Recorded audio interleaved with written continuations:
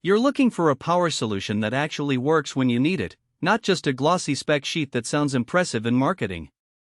You want something you can set up and forget, that won't make you second guess every plug you reach for, and that feels like a solid investment rather than a gamble. Link is in the description if you want to check the product details on Amazon. When I first started digging into portable solar generators, the biggest hesitation I kept hearing was, will this thing really power my fridge or my CPAP overnight, or will I end up with a dead battery in the middle of a storm? That worry is real.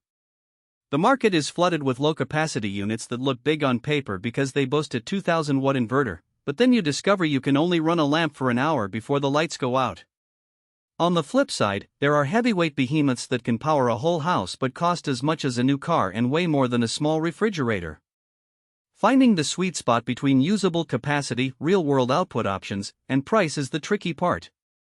That's why I spent a few weeks reading the product manuals, watching a handful of YouTube teardown videos, and scrolling through the Q&A sections on the retailers' pages. The PECRON solar generator E3600LFP sits in the middle of that spectrum. It's marketed as a 3072Wh unit with two 300-watt solar panels, a 3600-watt AC inverter, and a LiFePO4 battery that can be expanded up to 18.43 kWh if you add extra modules. Those numbers look good, but the real question is how they translate into everyday use. Let's start with capacity. A 3072Wh battery means you can realistically run a typical mini fridge, about 100W, for roughly 20-30 hours, or keep a CPAP machine, roughly 40-60W, running all night with plenty of headroom for a phone charger and a small LED light. I ran the numbers for a modest home outage scenario, a 60W LED bulb, a 120W microwave for short meals, and a 200W TV. That adds up to around 380W of continuous draw. In theory, you could get about 8 hours of runtime before the battery drops to a safe reserve level.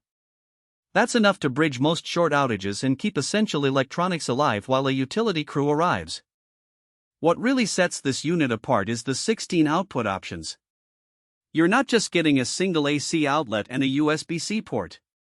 There are multiple AC sockets, a 12V car-style cigarette lighter, several USB-A ports, a high-speed USB-C PD port, and even a DC barrel output for things like portable fans or small power tools.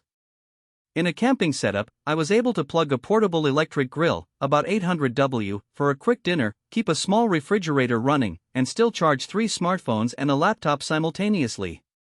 The fact that you don't have to constantly swap plugs or carry a separate power strip makes the whole experience feel less like a juggling act and more like a reliable extension cord you can take anywhere.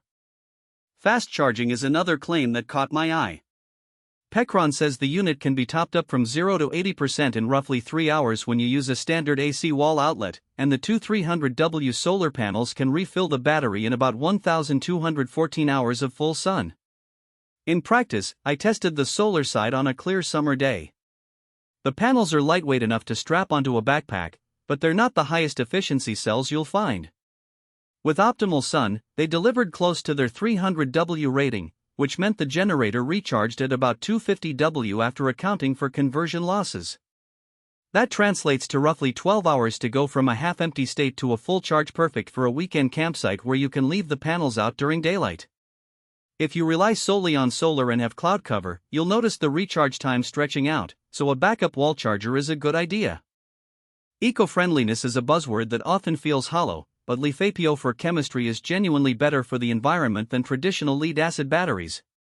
The cells are stable, they don't release toxic gases, and they can handle 2000 plus charge cycles before capacity starts to drop noticeably. In other words, you're looking at a battery that could last a decade or more with regular use, which spreads the purchase cost over a much